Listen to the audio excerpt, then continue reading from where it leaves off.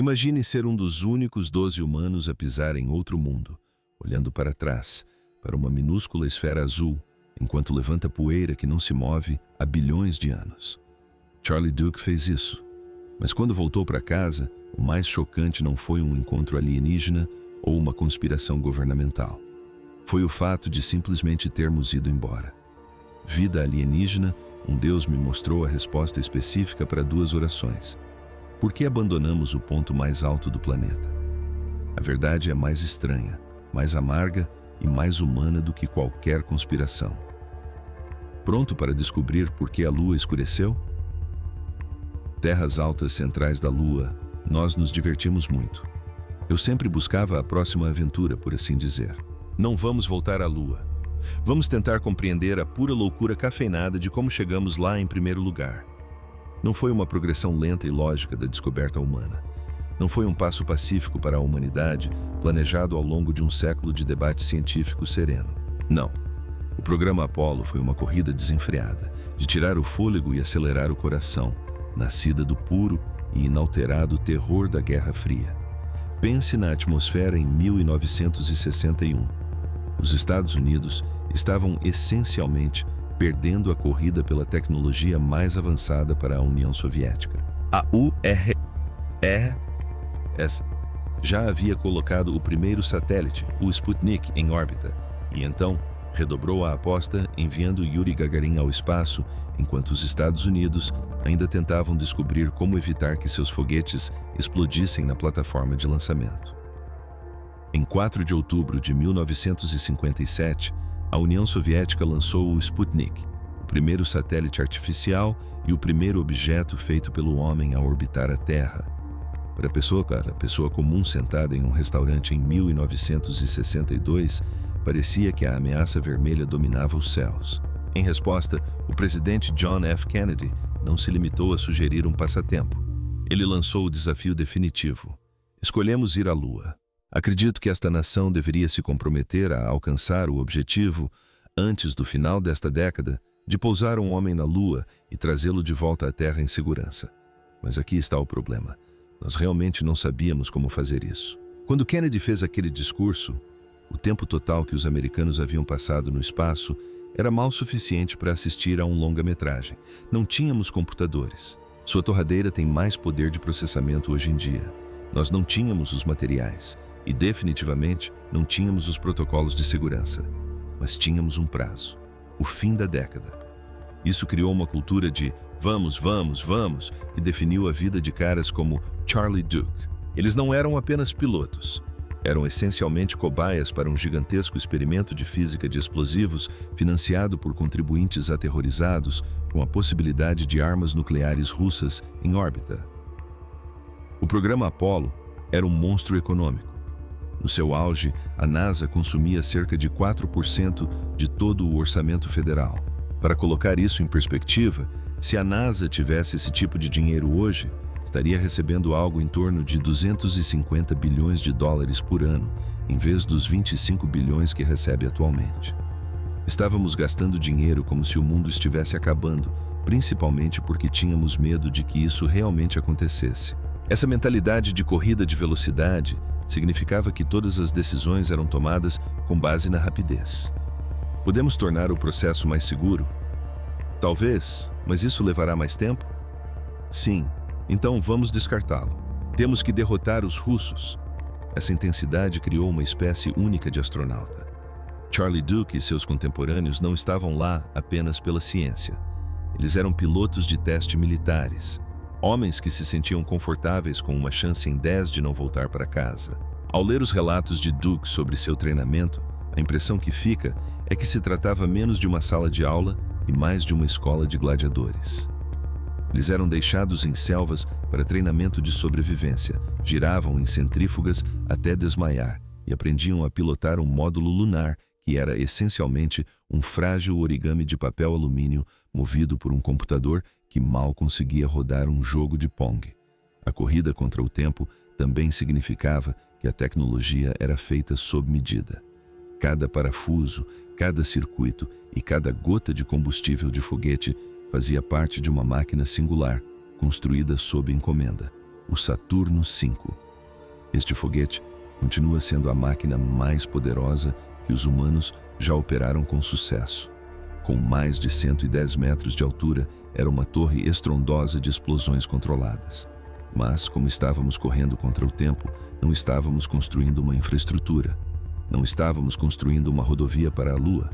Estávamos construindo um dragster de alta velocidade e de uso único.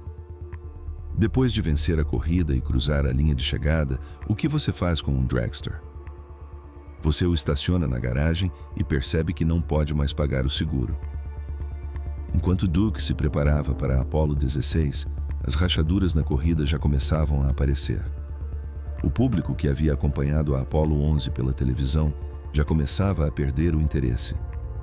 Quando Duke finalmente pisou na poeira lunar em 1972, a corrida tecnicamente havia terminado. Nós tínhamos vencido.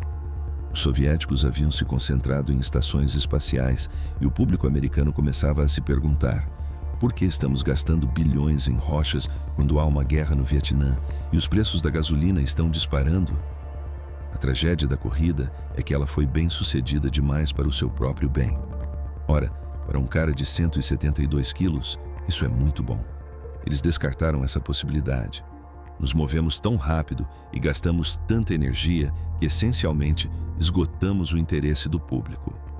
Duke e sua tripulação eram os atletas de elite no final de uma maratona que todos os outros já haviam parado de assistir.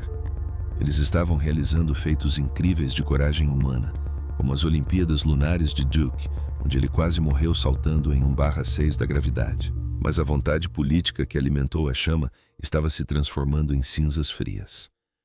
Muitas vezes olhamos para trás e perguntamos: por que não voltamos em 50 anos? A resposta começa aqui, na década de 60. Não fomos à Lua porque era o próximo passo lógico. Fomos porque estávamos em uma corrida desesperada e frenética. E o problema de uma corrida de velocidade é que quando você recupera o fôlego, percebe que está a quilômetros de casa, seus bolsos estão vazios e você não tem como manter esse ritmo para sempre.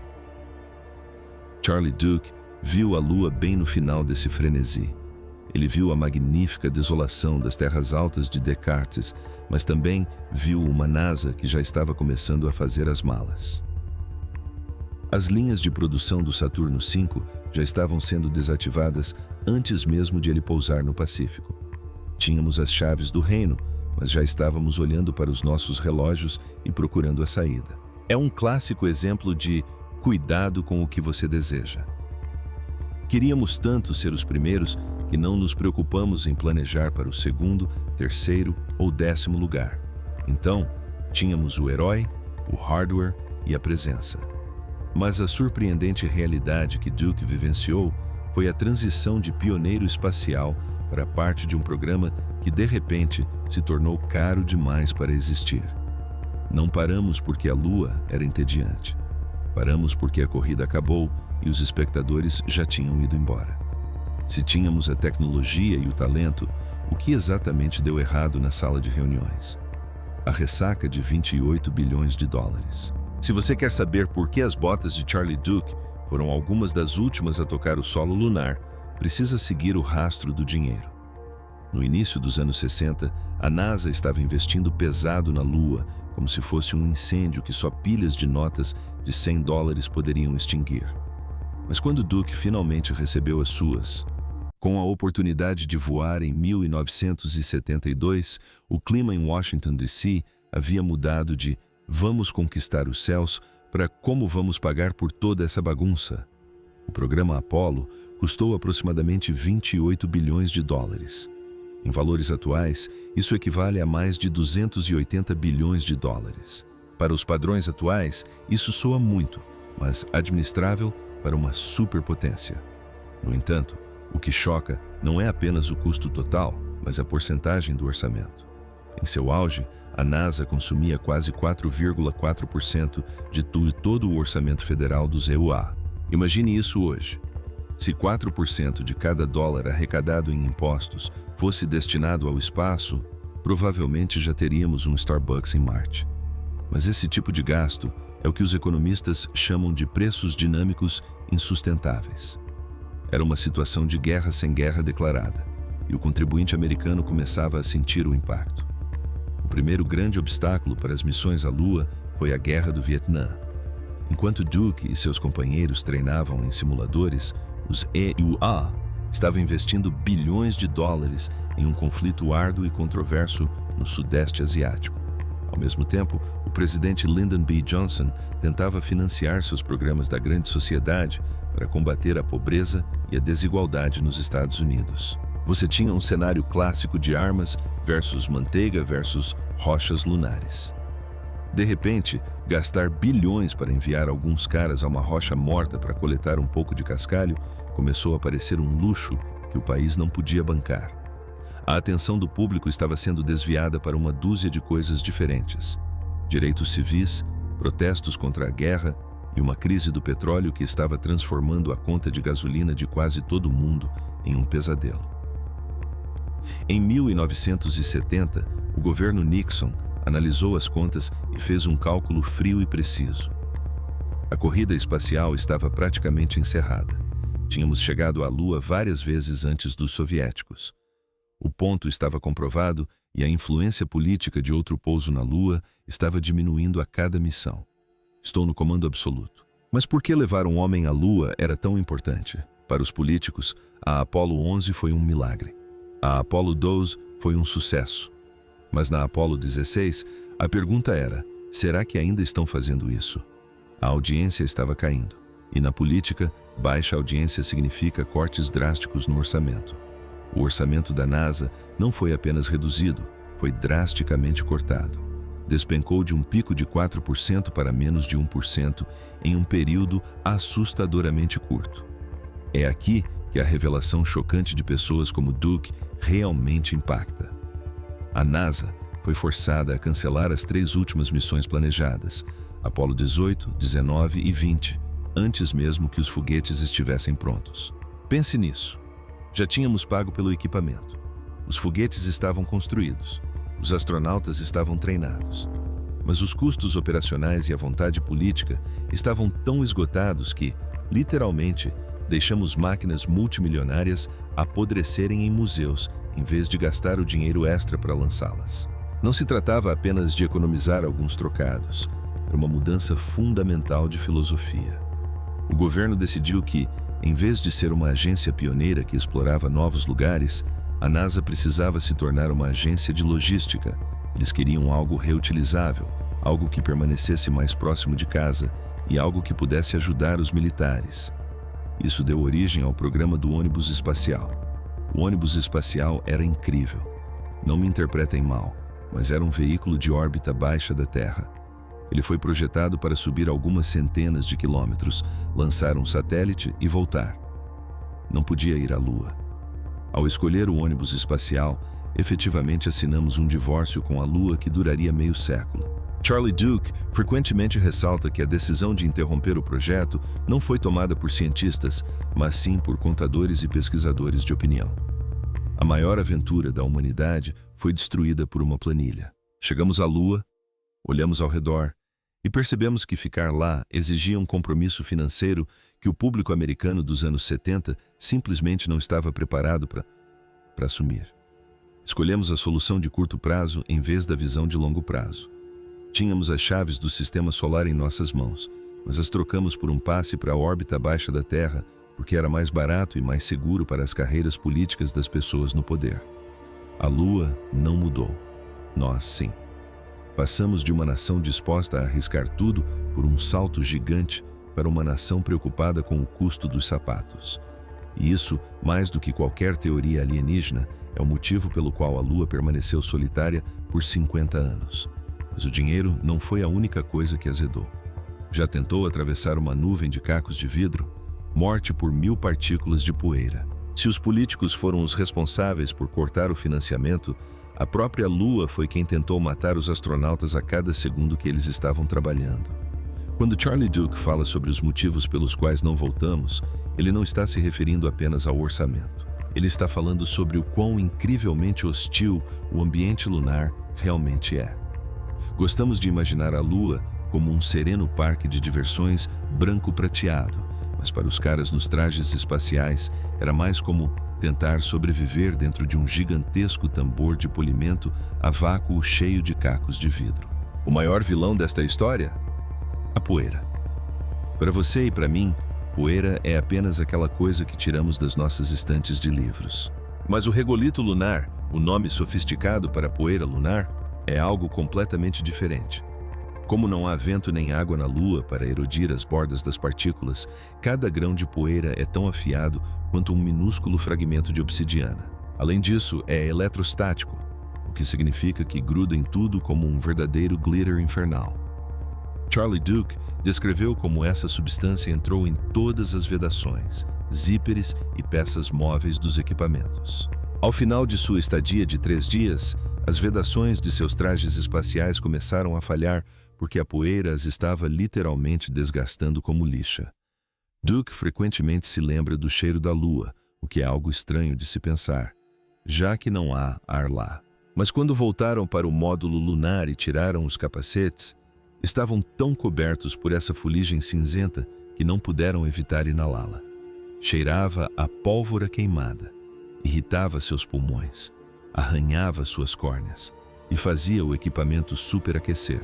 A NASA percebeu que, se quiséssemos ficar na Lua por semanas em vez de dias, precisaríamos inventar tecnologias completamente novas só para lidar com a poeira. A Lua não era apenas um lugar, era uma força corrosiva. Além disso, havia a física do lugar, que desafiava a morte. Como a gravidade é apenas 1/6 da que temos na Terra, seu cérebro e seu corpo entram em constante conflito sobre onde está seu centro de gravidade. Isso levou a um dos momentos mais emocionantes da vida de Charlie Duke, as Olimpíadas Lunares. Sentindo-se um pouco convencido ao final da missão, Duke decidiu ver o quão alto conseguia pular para a câmera. Ele saltou, mas devido ao seu pesado sistema de suporte de vida, a grande mochila que deslocou seu peso, ele capotou no ar. Ele caiu para trás de uma altura de vários metros, aterrissando em cheio sobre seu tanque de oxigênio. Se o tanque tivesse rachado ou seu traje tivesse rasgado, ele teria morrido antes mesmo que seu comandante pudesse alcançá-lo. Em suas próprias palavras, foi a única vez que ele realmente sentiu seu coração parar. O controle da missão da NASA ficou em silêncio. Foi um lembrete aterrador de que, na Lua, um simples tropeço não é apenas constrangedor. É um funeral em potencial. Também precisamos falar da longa noite. Um único dia na Lua dura cerca de 2 semanas, seguido por 2 semanas de escuridão total. Durante o dia, a temperatura pode subir para 127 graus Celsius, quente o suficiente para ferver água instantaneamente. À noite, cai para menos 173 graus Celsius, um frio congelante. Nossos equipamentos Apollo foram projetados apenas para suportar o período da manhã do dia lunar. Para construir uma base capaz de sobreviver à noite lunar, precisaríamos de usinas nucleares ou baterias gigantescas que não existiam em 1972. Ao combinar a poeira corrosiva, a radiação das erupções solares, as oscilações extremas de temperatura e o fato de que uma simples queda poderia ser fatal, os responsáveis pela segurança da NASA começaram a repensar a situação. Eles perceberam que, a cada vez que enviávamos uma equipe como a de Duke, estávamos correndo um grande risco. Com o público já perdendo o interesse, a relação risco-benefício estava completamente desequilibrada.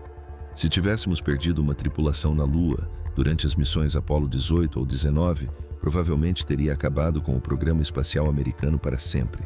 Não estávamos realmente conquistando a Lua, estávamos apenas sobrevivendo. Charlie Duke deixou suas pegadas e a foto de sua família ali, mas também partiu com um profundo respeito por quanto a Lua deseja permanecer vazia.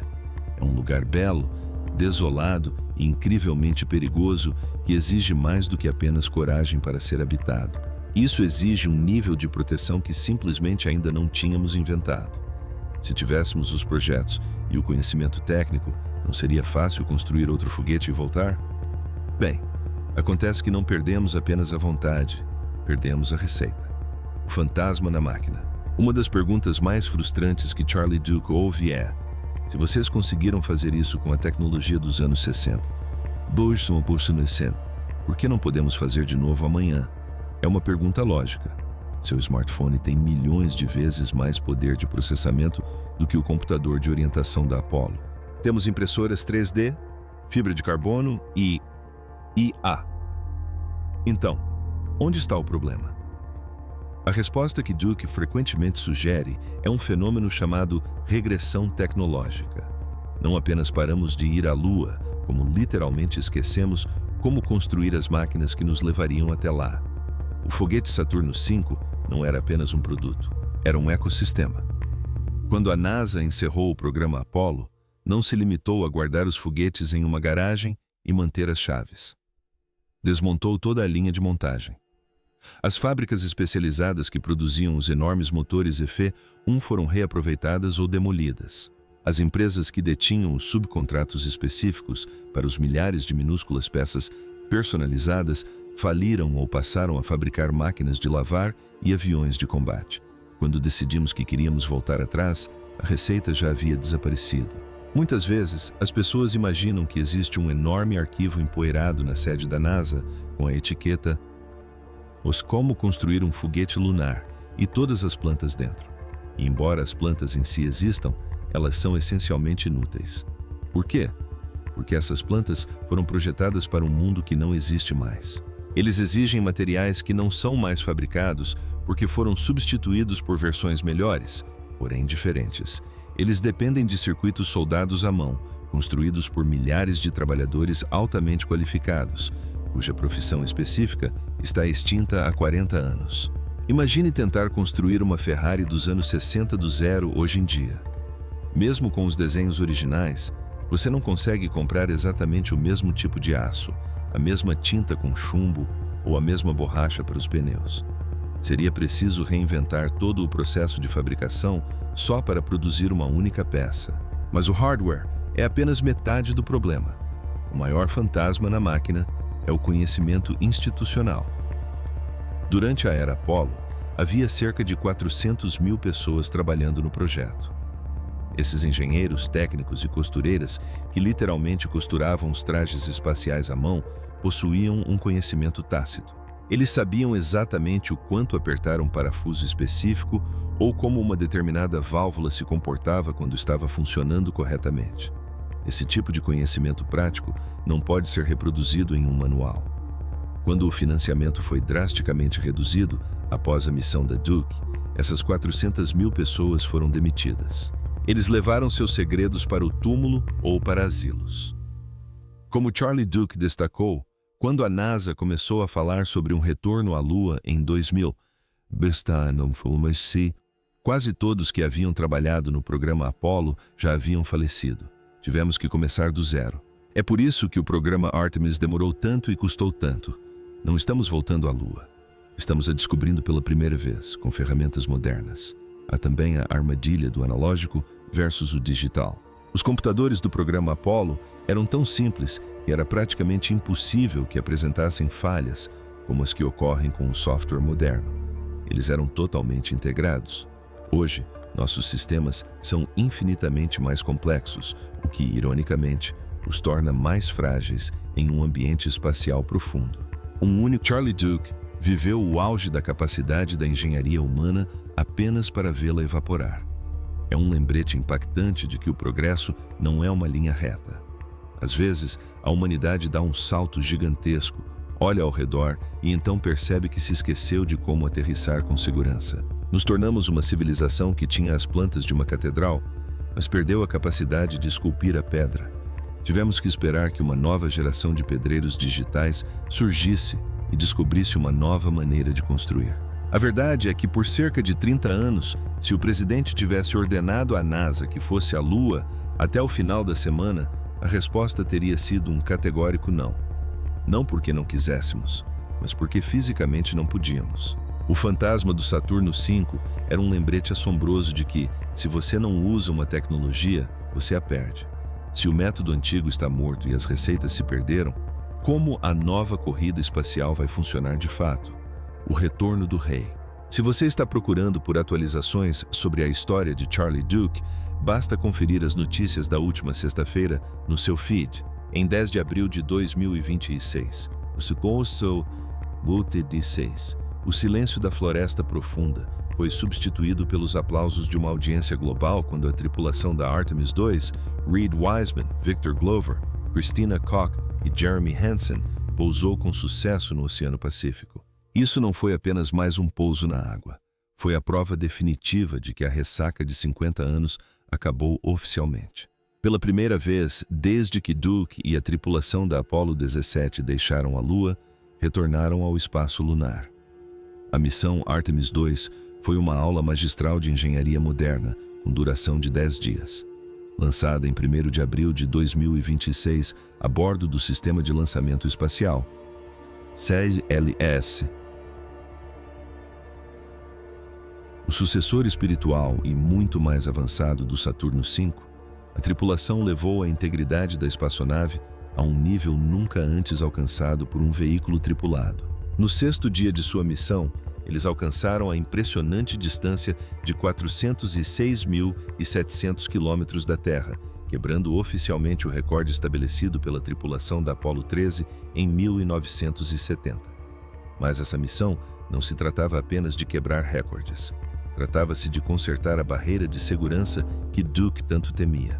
Ao contrário das cápsulas Apollo, que eram essencialmente máquinas do tipo tudo ou nada, a espaçonave Orion, usada na missão Artemis, é um tanque. Está equipado com blindagem de radiação avançada, cuja montagem a tripulação praticou durante uma demonstração de construção de abrigo em pleno voo, e um sistema de aborto de lançamento de alta tecnologia projetado para salvar a tripulação em qualquer fase do voo. Não estamos mais arriscando com pilotos de teste. Christina Koch tornou-se a primeira mulher a testemunhar o nascer da Terra do lado oculto da Lua, enquanto Victor Glover tornou-se a primeira pessoa não branca a viajar para o espaço profundo. Até mesmo a Agência Espacial Canadense teve um lugar à mesa com Jeremy Hansen, tornando o evento um verdadeiro retorno internacional. Durante o sobrevoo lunar, eles até avistaram 2 novas crateras, pedindo permissão à NASA para nomear uma delas de Carol, em homenagem à falecida esposa do comandante Wiseman, um gesto de carinho que Duke, que deixou sua própria foto de família na poeira lunar, certamente apreciaria. Então, por que demorou tanto para chegarem aqui? Porque, como discutimos, tivemos que reinventar tudo.